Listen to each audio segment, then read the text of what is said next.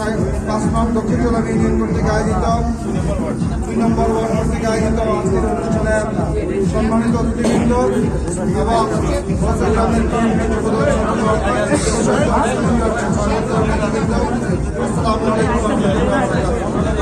আমরা আসলে 4 নং দক্ষিণ জেলা ইউনিয়ন থেকে এসেছি। আসলে আমাদের ইউনিয়নের প্রত্যেকটি গ্রামে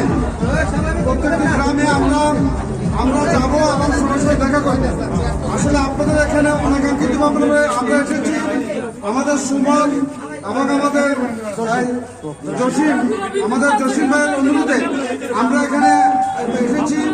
আপনাদেরকে ধন্যবাদ জানাচ্ছি কষ্ট স্বীকার করে আজকে 17 থেকে 18 বছর পর আজকে আপনারা এত আনন্দ বড় মুহূর্তে এখানে উপস্থিত হয়েছেন এই কনকনে শীতে শুধু দলের জন্য। আগামী দিনগুলোতে দলের প্রয়োজনে আমাদের নেতৃবৃন্দের প্রয়োজনে যখন আপনাদের ডাক দিবে প্রত্যেকে এভাবে আসবেন এই আশাবাদ ব্যক্ত রেখে আমি আমার বক্তব্য শেষ করছি।